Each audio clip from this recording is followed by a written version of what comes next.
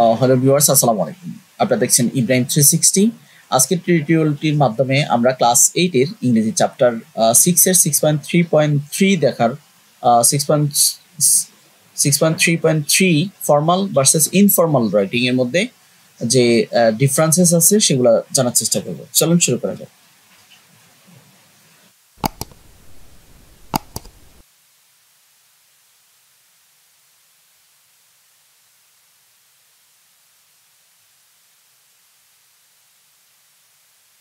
এখানে আমাদেরকে বলছে যে read the note from the box.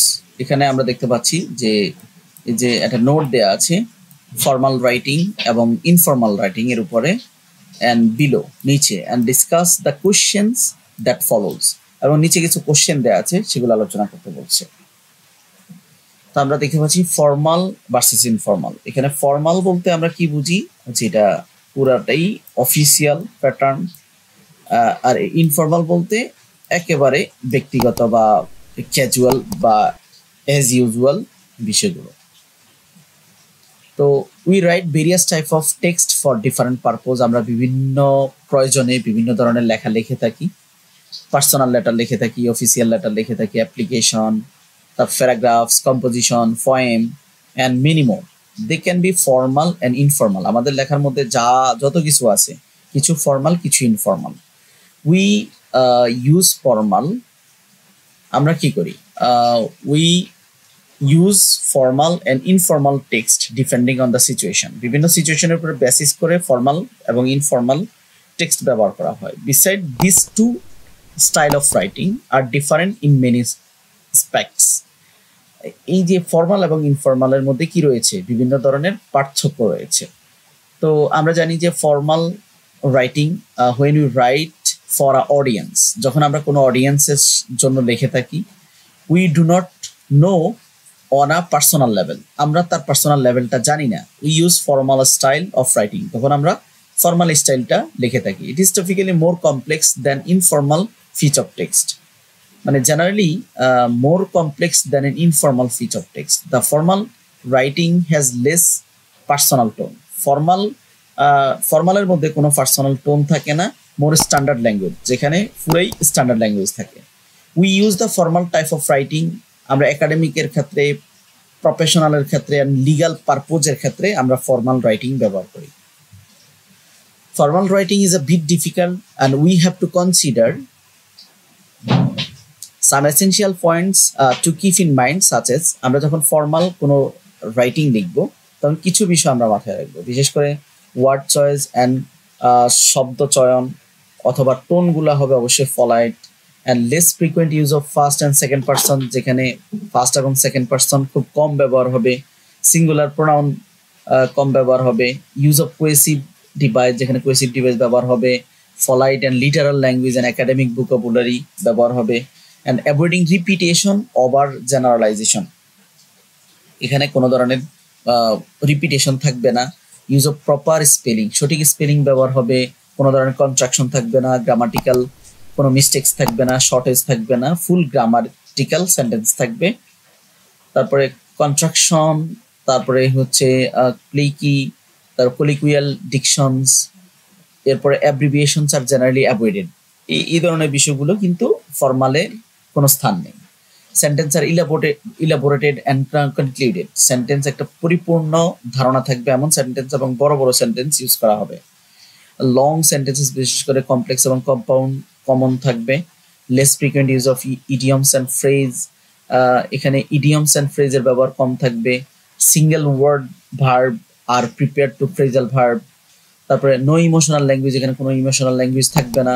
No stylistic without proper preferences, কোনো প্রপার প্রিফারেন্সেস ছাড়া কোনো স্টাইলিস্টিক্স থাকবে না। And full of objectivity, impersonal style, এটা একদম অ্যাকশনের বেসিস হবে, অ্যাকশন বেসিস হবে। And have references to support the argument, অবশ্য আর্গুমেন্টকে সাপোর্ট করেই টেক্সটটা গ্রো হবে।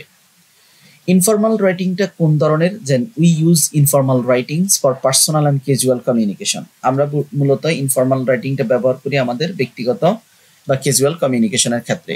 হোয়ার as a friend and less formal language is used, এখানে মূলত একবারে ফ্রেন্ডলি ল্যাঙ্গুয়েজ বা লেস ফর্মাল ল্যাঙ্গুয়েজ ব্যবহার করা হয়। In a informal writing style, এখানে ইনফর্মাল রাইটিং স্টাইলে personal and emotional tone is used, এখানে পার্সোনাল টোন থাকে, ইমোশনাল টোন থাকে।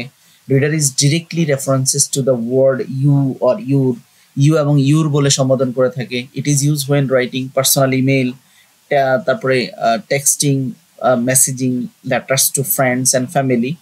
যখন আমরা এই ধরনের লেখাগুলো মূলত হয়ে থাকে যখন আমরা বন্ধুদেরকে লিখি, যখন ব্যক্তিগত কাউকে মেইল করেই।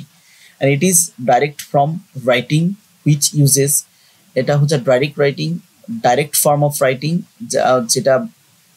যেখানে ব্যবহার করা হয় contraction, abbreviation and short sentences, যেখানে থাকে short and simple sentences, ordinary sentences, personal and subjective mode থাকে, ফার্স্ট অ্যান্ড সেকেন্ড পার্সন ব্যবহার করা হয়, ইডিয়মস ফ্রেজ ব্যবহার করা হয় অথবা প্রেজাল ভার্ব ব্যবহার করা হয়। তো এখানে কিছু কোশ্চেন আছে, এই চ্যাপ্টারে আমরা কোশ্চেনগুলো আলোচনা করব। Which situation are formal text used in, কোন সিচুয়েশনে ফর্মাল টেক্সটগুলো ব্যবহার করা হয়? Formal text are used in professional and academic situations. For example, formal texts are used in academic research paper, business report, legal documents and official correspondence, newspaper, এগুলোতে formal text ব্যবহার করা হয়। টেক্সট বুকে formal text ব্যবহার করা হয়। Which style formal or informal do we use with family member and family, আমরা যখন ফ্যামিলি মেম্বার বা ফ্রেন্ডদের সাথে আমরা যখন কি করি, লিখি, তখন আমরা কোনটা ব্যবহার করি, ফর্মাল না informal? We generally use an informal style of writing when anything write to family member and friends. যখন ফ্যামিলি মেম্বার বা ফ্রেন্ডদেরকে আমরা লিখি তখন ইনফর্মাল স্টাইল আমরা ব্যবহার করি। তো এখানে বলছে right 5 sentences in formal and 5 sentences informal style. আমরা এখানে অনেকগুলো বাক্য দেওয়া আছে, আমরা এখান থেকে নিতে পারি ইট ইজ রিকমেন্ডেড, এটার পরিবর্তে আমরা নিতে পারি উই কমেন্ডেড। আপনারা বাকিটা নিজের মতো করে গঠন করে নিয়েন। It is necessary for me two, it need to, it is necessary for you to, you don't, যাই হোক, it is my opinion that I think। তাহলে ফর্মালে it is my opinion, ইনফর্মালে I think, ফর্মালে it is recommended, ইনফর্মালে we recommended। I would really appreciate it if you could, এখানে could you, ইনফর্মালে could you। I would like to remind you, এটা don't forget, তার appreciate your assistance, thank you। তাহলে ফর্মালে হচ্ছে appreciate your assistance, ইনফর্মালে হচ্ছে thank you। এমনিভাবে অথবা আমরা এখান থেকে নিতে পারি nice to meet you, এটা হচ্ছে ইনফর্মাল, আর it's pleasure to meet you, এটা formal. worried about you, concerned about you, just a note to say I am writing to inform you, I have a creative mind, I am highly innovative, thanks a lot, I appreciate your assistance।